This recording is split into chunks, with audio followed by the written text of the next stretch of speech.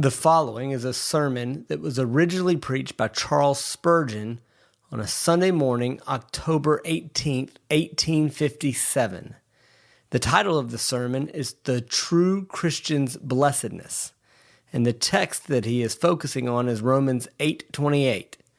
We know that all things work together for good to them that love God, to them who are the called according to his purpose. We have here the description of a true Christian and a declaration of that Christian's blessedness. We have him first very succinctly but very fully described in these words: them that love God, them who are the called according to his purpose. These two expressions are the great distinguishing marks whereby we're able to separate the precious from the vile by discovering to us who are the children of God. The first contains an outward manifestation of the second, them that love God. Now, there are many things in which the worldly and the godly do agree, but on this point, there's a vital difference. No ungodly man loves God, at least not in the Bible sense of the term. An unconverted man may love a God, as for instance, the God of nature and the God of imagination, but the God of revelation no man can love unless grace has been poured into his heart to turn him from that natural enmity of the heart towards God, in which all of us are born. And there may be many differences between godly men, as there undoubtedly are. There may belong to different sects. They may hold very opposite opinions. But all godly men can agree in this, that they love God. Whoever loveth God, without a doubt, is a Christian. And whosoever loveth him not, however high may be his pretensions, however boastful his professions, has not seen God, neither known him. For God is love, and he that dwelleth in love dwelleth in God, and God in him. True believers love God as their Father. They have the spirit of adoption, whereby they cry, Abba, Father. They love him as their king. They're willing to obey him. To walk in his commands is their delight. No path is so soft to their feet as the path of God's precepts, the way of obedience thereunto. They love God also as their portion, for in him they live and move and have their being. God is their all. Without him, they have nothing. But possessing him, however little they may have of outward good, they feel that they are rich to all the intents of bliss. They love God as their future inheritance. They believe that when days and years are past, they shall enter into the bosom of God, and their highest joy and delight is the full conviction and belief that one day they shall dwell forever near his throne, be hidden in the brightness of his glory, and enjoy his everlasting favor. Dost thou love God? Not with lip language, but with heart service? Dost thou love to pay him homage? Dost thou love to hold communion with him? Dost thou frequent his mercy seat? Dost thou abide in his commandments and desire to be conformed unto his image? If so, then the sweet things which we shall have to say this morning are thine. But if thou art no lover of God, but a stranger to him, I beseech thee, do not pilfer today, and still a comfort that was not intended for thee. All things work together for good, but not to all men. They only work together for the good of them that love God, to them who are the called according to his purpose. Note the second phrase, which contains also a description of the Christian, the called according to his purpose. However much the Arminian may try to fritter away the meaning of this 8th chapter of the Romans, we are obliged, as long as we use terms and words, to say that the 8th chapter of Romans and the 9th are the very pillars of that gospel which men now call Calvinism. No man, after having read these chapters attentively and having understood them, can deny that the doctrines of sovereign, distinguishing grace are the sum and substance of the teaching of the Bible. I do not believe that the Bible is to be understood except by receiving these doctrines as true. The apostle says that those who love God are the called according to his purpose, by which he means to say two things. First, that all who love God love him because he called them to love him. He called them, mark you. All men are called by the ministry, by the word, by daily providence to love God. There is a common call always given to men to come to Christ. The great bell of the gospel rings a universal welcome to every living soul that breathes. But alas, though that bell hath the very sound of heaven, and though all men do in measure hear it, for their line has gone out into all the earth, and their word unto the end of the world, yet there was never an instance of any man having been brought to God simply by that sound. All these things are insufficient for the salvation of any man. There must be superadded the special call, the call which man cannot resist, the call of efficacious grace, working in us to will and to do of God's good pleasure. Now, all them that love God love him because they have had a special, irresistible, supernatural call. Ask them whether they would have loved God if left to themselves. And to a man, whatever their doctrines, they will confess, grace taught my soul to pray. Grace made my eyes overflow. 'Tis grace that kept me to this day and will not let me go. I've never heard a Christian yet who said that he came to God of himself, left to his own free will. Free will may look very pretty in theory, but I never yet met anyone who found it to work well in practice. We all confess that if we were brought to the marriage table, 'twas the same love that spread the feast, that gently forced us in, else we had still refused to taste and perished in our sin. Many men cavil at election. The very word with some is a great bugbear. They no sooner hear it than they turn upon their heel indignantly. But this know, O man, whatever thou sayest of this doctrine, it is a stone upon which, if any man fall, he shall suffer loss. But if it fall on him, it shall grind him to powder. Not all the sophisms of the learned, nor all the legerdemain of the cunning will ever be able to sweep the doctrine of election out of Holy Scripture. Let any man hear and judge. Hearken ye to this passage in the 9th of Romans. For the children, being not yet born, neither having done any good or evil, that the purpose of God according to election might stand, not of works, but of him that calleth, it was said unto her, the elder shall serve the younger. As it is written, Jacob have I loved, Esau have I hated. What shall we say then? Is there any unrighteousness with God? God forbid. For he said to Moses, I will have mercy on whom I will have mercy, and I will have compassion on whom I will have compassion. So then, it is not of him that willeth, nor of him that runneth, but God that showeth mercy. Thou wilt say then unto me, why doth he yet find fault? For who has resisted his will? Nay, but, O man, who art thou that repliest against God? Shall the thing formed say to him that formeth, why hast thou made me such? Hath not the potter power over the clay of the same lump to make one vessel unto honor and another unto dishonor?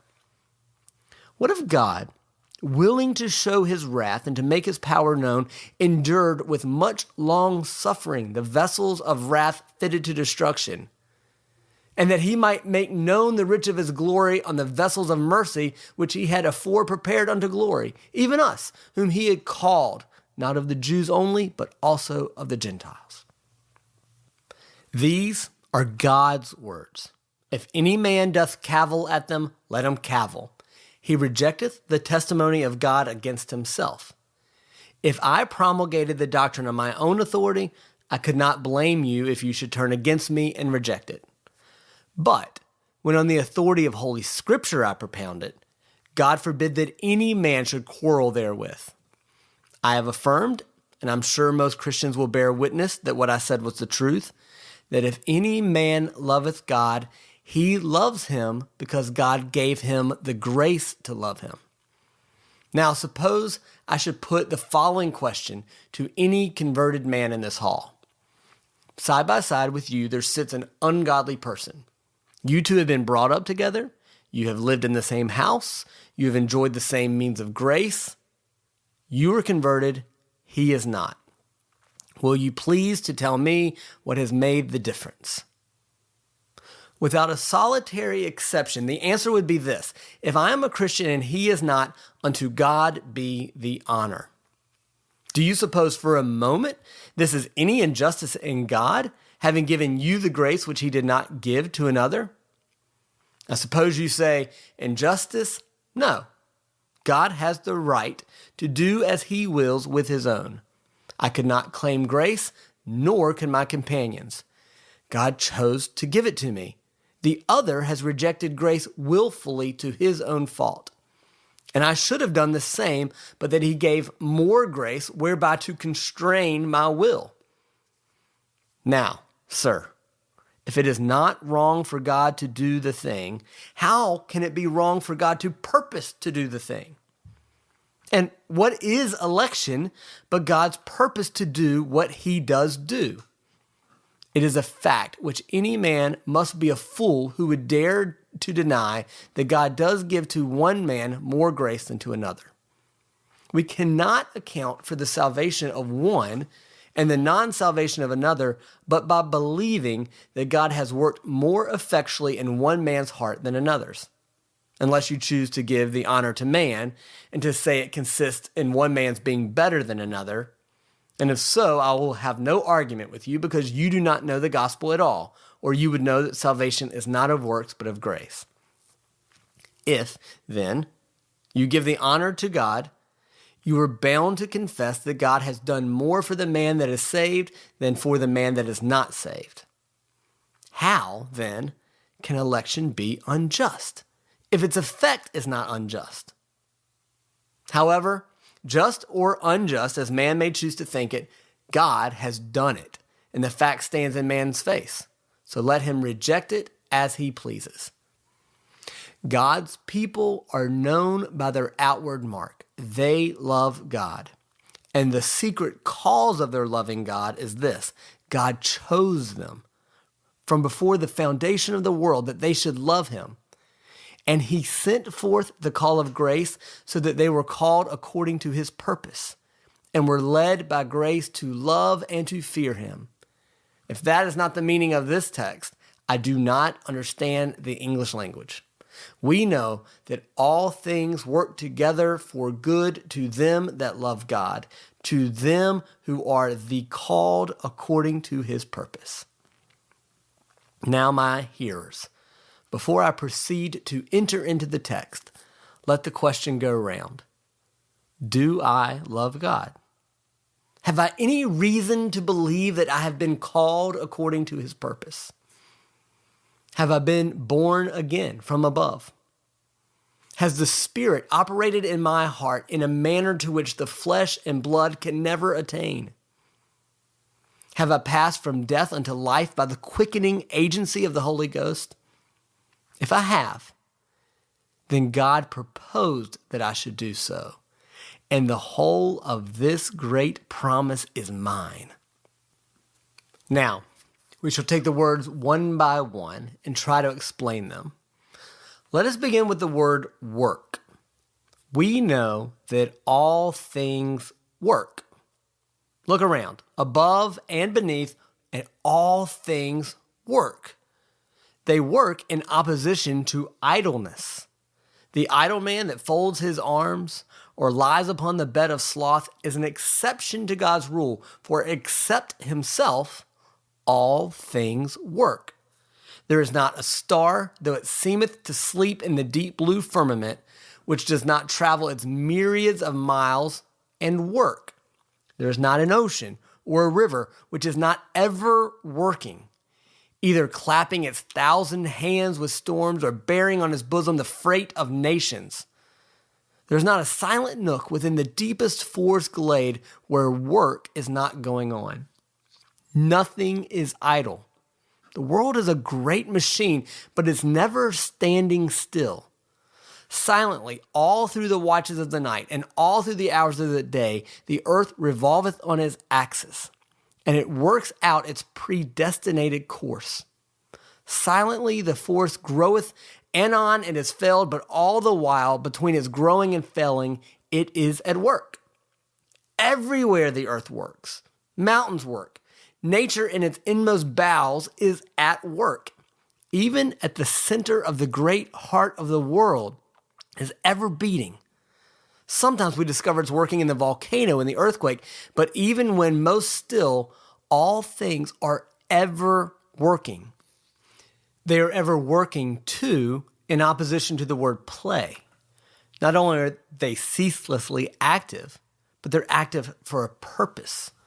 We're apt to think that the motion of the world and the different evolutions of the stars are but like the turning round of a child's windmill. They produce nothing. That old preacher Solomon once said as much as that. He said, "The sun also ariseth, and the sun goeth down, and hasteth to its place where he arose. The wind goeth toward the south, and turneth about unto the north. It whirleth about continually, and the wind returneth again unto its circuits." But Solomon did not add that things are not what they seem. The world is not at play. It hath an object in its wildest movement. Avalanche, hurricane, earthquake are but order in an unusual form. Destruction and death are but progress in a veiled attire.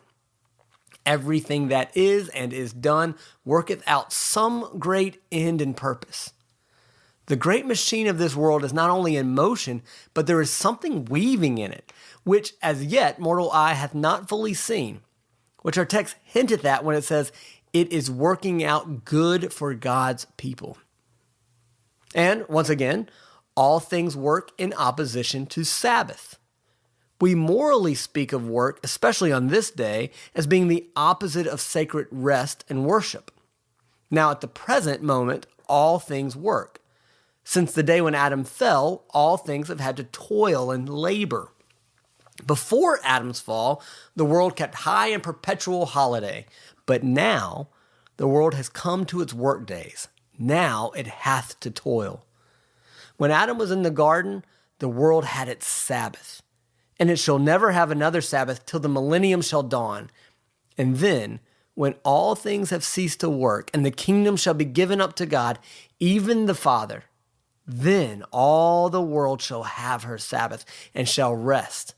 But at present, all things do work. Dear brethren, let us not wonder if we have to work too. If we have to toil, let us remember this is the world's week of toil. The 6,000 years of continual labor and toil and travail have happened not to us alone, but to the whole of God's great universe. The whole world is groaning and travailing. Let us not be backward in doing our work. If all things are working, let us work too.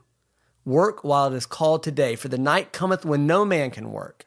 And let the idle and the slothful remember that they are the great anomaly. They are the blots in the great work writing of God.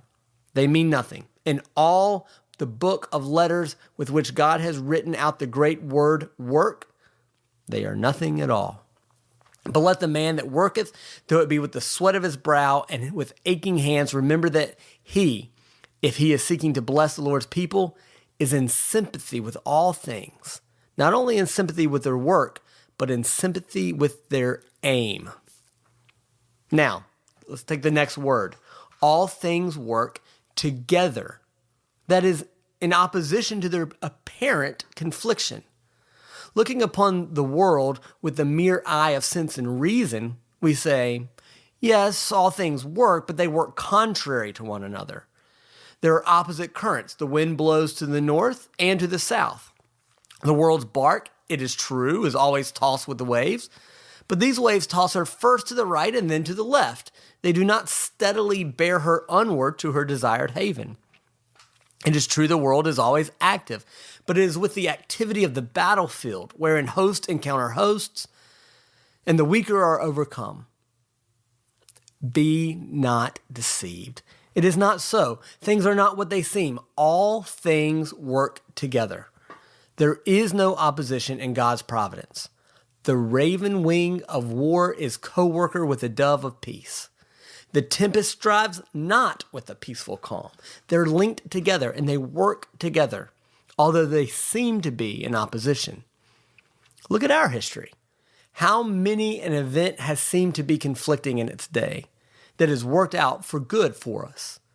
The strifes of barons and kings for mastery might have been thought to be likely to tread out the last spark of British liberty, but they did rather kindle the pile. The various rebellions of nations, the heavings of society, the strife of anarchy, the tumults of war, all these things overruled by God have but made the chariot of the church progress more mightily. They have not failed of their predestinated purpose, which is good for the people of God. I know, my brethren, it's very hard for you to believe this. What, say you? I have been sick for many days, and wife and children dependent on my daily labor are crying for food. Will this work together for my good? So saith the word, my brother, and so shalt thou find it ere long. I've been in my trade, says another, and this commercial pressure has brought me exceedingly low and distressed me. Is that for my good? My brother, thou art a Christian, and I know thou dost not seriously ask the question, for thou knowest the answer of it. He who said all things work together will soon prove to you that there is a harmony in the most discordant parts of your life. You shall find when your biography is written that the black page did but harmonize with the bright one, that the dark and cloudy day was but a glorious foil to set forth the brighter noontide of your joy. All things work together. There is never a clash in the world. Men think so, but it's never so. The charioteers of the Roman circus might, with much cleverness and art, with glowing wheels avoid each other.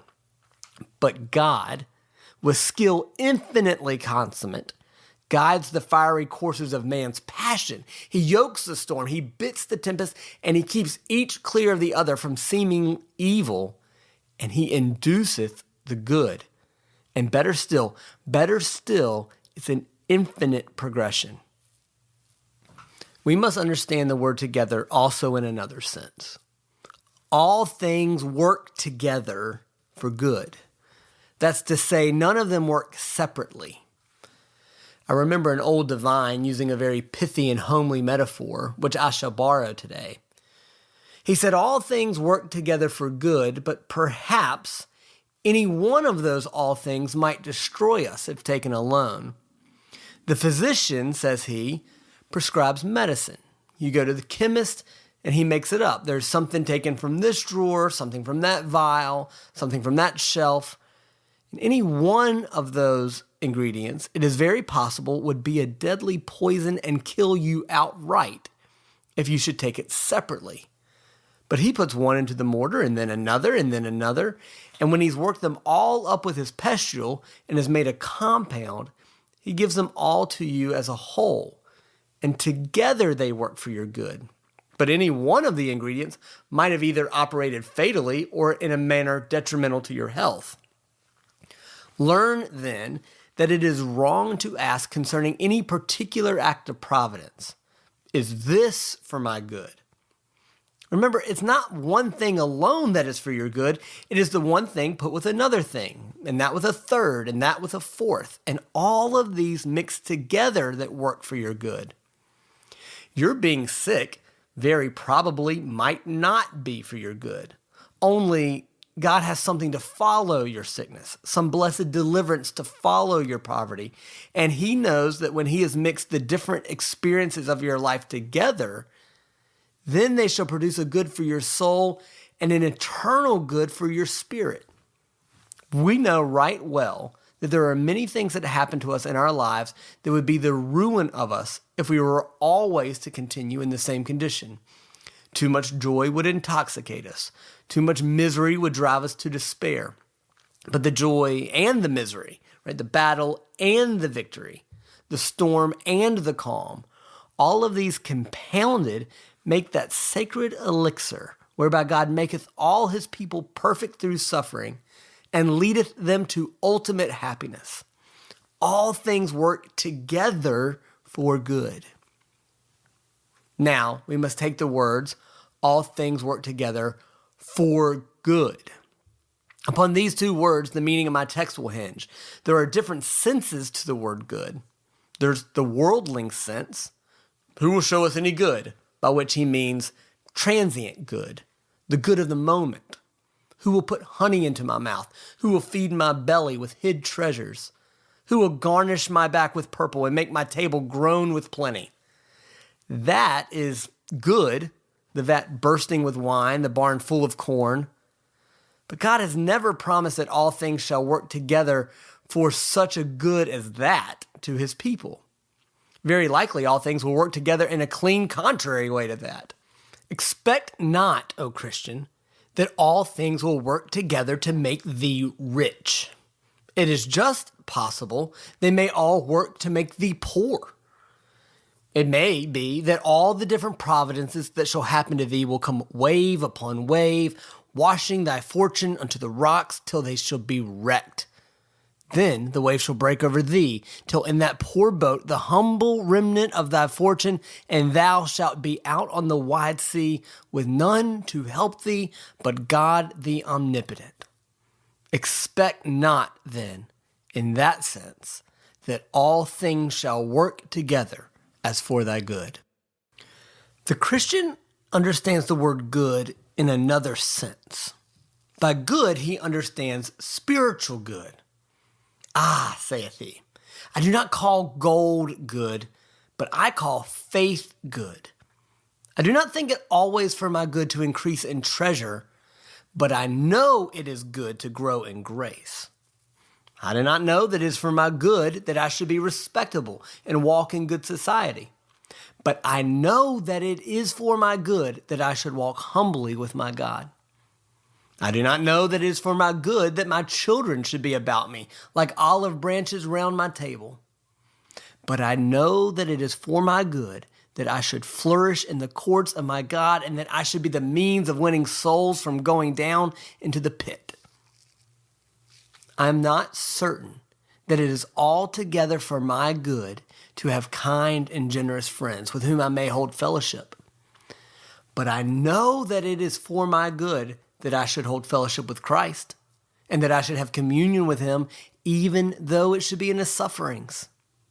I know it is good for me that my faith, my love, my every grace should grow and increase, and that I should be conformed to the image of Jesus Christ, my blessed Lord and Master. Well, Christian, thou hast got upon the meaning of the text then. All things work together for that kind of good to God's people. Well, says one, I don't think anything of that then. No, perhaps thou dost not. It is not very likely swine should ever lift their heads from their troughs to think aught of the stars. I do not much wonder that thou shouldst despise spiritual good, for thou art yet in the gall of bitterness and the bonds of iniquity. You're a stranger to spiritual things. But let your despising of spiritual things teach thee that thou art not spiritual, and therefore thou canst not understand the spiritual, because it must be spiritually discerned. To the Christian, however, the highest good he can receive on earth is to grow in grace. There, he says, I had rather be a bankrupt in business than I would be a bankrupt in grace. Let my fortune be decreased. Better that than that I should backslide. There, let thy waves and thy billows roll over me. Better an ocean of trouble than a drop of sin. I would rather have thy rod 1,000 times upon my shoulders, O my God, than I would once put out my hand to touch that which is forbidden, or allow my foot to run in the way of gainsayers. The highest good a Christian has here is good spiritual. And we may add, the text also means good eternal, a lasting good. All things work together for a Christian's lasting good. They all work to bring him to paradise. They all work to bring him to the Savior's feet. So he bringeth them to their desired haven, says the psalmist. By storm and tempest and flood and hurricane, all the troubles of a Christian do but wash him nearer heaven. The rough winds do but hurry his passage across the straits of this life to the port of eternal peace. All things work together for the Christian's eternal and spiritual good. And yet, I must say here that sometimes all things work together for the Christian's temporal good. You know the story of old Jacob. Joseph is not, Simeon is not, and now ye will take Benjamin away. All these things are against me, said the old patriarch. But if he could have read God's secrets, he might have found that Simeon was not lost, for he was retained as a hostage. That Joseph was not lost, but gone before to smooth the passage of his gray hairs into the grave, and that even Benjamin was to be taken away by Joseph in love to his brother. So that what seemed to be against him, even in temporal matters, was for him. You may have heard also the story of that eminent martyr who was one always to say, all things work together for good. When he was seized by the officers of Queen Mary to be taken to the stake to be burnt, he was treated so roughly on the road that he broke his leg. And they jeeringly said, all things work together for good, do they? How will your broken leg work for your good? I don't know, said he. I don't know how it will, but for my good I know it will work, and you shall see it so. Strange to say, it proved true that it was for his good. For being delayed a day or so on the road through his lameness, he just arrived in London in time enough to hear that Elizabeth was proclaimed queen, and so he escaped the stake by his broken leg. He turned round upon the men who carried him, as they thought to his death, and he said to them, now will you believe that all things work together for good?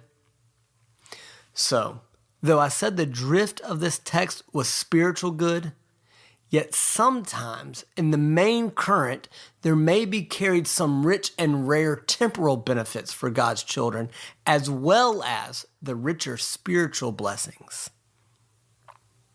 I'm treating the text, as you see, verbally.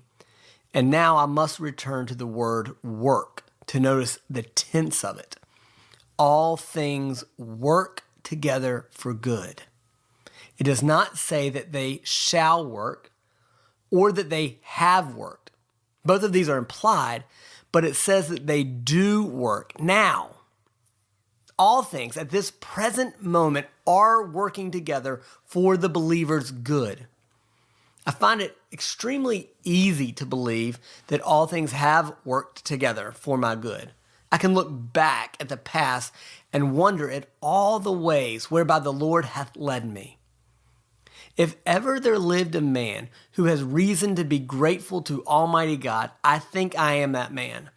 I can see black storms that have lowered over my head and torrents of opposition that have run across my path, but I can thank God for every incident that ever occurred to me from my cradle up until now, and do not desire a better pilot for the rest of my days than he who has steered me from obscurity and scorn to this place to preach his word and feed this great congregation. And I doubt not that each of you, in looking back on your own past experiences as Christians, could say very much the same. Through many troubles you have passed.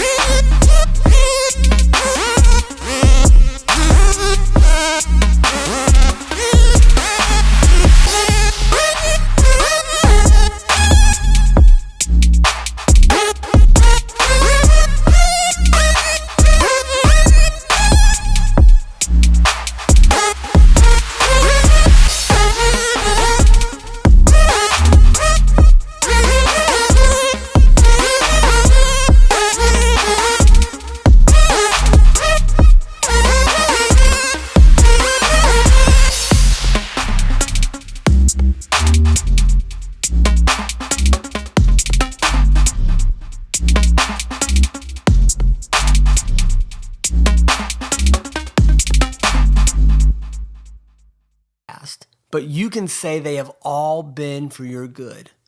And somehow or other, you have equal faith for the future.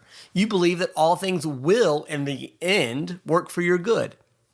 The pinch of faith always lies in the present tense. I can always believe the past and always believe the future, but the present, that's what staggers faith. Now, please to notice that my text is in the present tense. All things work at this very instant and second of time. However troubled, downcast, depressed, and despairing the Christian may be, all things are working now for his good. And though, like Jonah, he is brought to the bottom of the mountains, and he thinks the earth with her bars is about him forever, and the weeds of despair are wrapped about his head, even in the uttermost depths, all things are now working for his good. Here, I say again, is the pinch of faith. As an old countryman once said to me, from whom I gained many a pithy saying, sir, I could always do wonders when there were no wonders to do. I feel, sir, that I could believe God, but then at the time I feel so, there's not much to believe. And he just paraphrased it in his own dialect like this. My arm is always strong and my sickle always sharp when there's no harvest. And I think I could mow many an acre when there's no grass. But when the harvest is on, I am weak. And when the grass groweth, then my scythe is blunt. Have you not found it so too? You think you can do wondrous things. You say, should earth against my soul engage and hell's darts be hurled? Now I can smile at Satan's rage and face a frowning world. And now a capful of wind blows on you and tears run down your cheeks and you say, Lord, let me die. I am no better than my fathers. You that were going to thrash mountains find that molehills cast you down. It behooveth each of us then to comfort and establish our hearts upon this word, work. All things work. Merchant, though you have been sore pressed this week, and it's highly probable that next week will be worse still for you, believe that all things even then are working for your good. It will cost you many a pang to keep that confidence, but oh, for thy master's honor and for thine own comfort, retain that consolation. Should thine house of business threaten to tumble about thine ears, so long as thou hast acted honorably, still bear thy cross. It shall work. It is working for thy good. This week, mother, thou mayest see thy firstborn carried to the tomb. That bereavement is working for thy good. O man, within a few days, he that hath eaten bread with thee may lift up his heel against thee. It shall work for thy good. O thou that art high in spirits today, thou with a flashing eye and joyous countenance, ere the sun doth set, some evil shall befall thee, and thou shalt be sad. Believe then that all things work together for thy good, if thou lovest God and art called according to his purpose. And now we close by noticing the confidence with which the apostle speaks. A fiction, says one, a pleasant fiction, sir. Sentimentalism, says another, a mere poetic sentimentalism. Ah, cries a third, a downright lie. No, says another, there's some truth in it, certainly. Men do get bettered by their afflictions, but it's a truth that's not valuable to me, for I do not realize the good that these things bring. Gentlemen, the Apostle Paul was well aware of your objections, and therefore mark how confidently he asserts the doctrine. He does not say, I am persuaded. He does not say, I believe. But with unblushing confidence, he appears before you and says, I have many witnesses. We know that all things work together. What, Paul, are you at? So strange and startling a doctrine as this, asserted with such dogmatic impudence? What can you be at? Hear his reply. We know. In the mouth of 2 or 3 witnesses, it shall all be established, but I have tens of thousands of witnesses. We know. And the apostle lifts his hands where the white-robed hosts are praising God forever. These, says he, passed through great tribulation and washed their robes and made them white in the blood of the Lamb. Ask them. And with united breath, they reply, we know that all things work together for good to them that love God. Abraham, Isaac, Jacob, David, Daniel.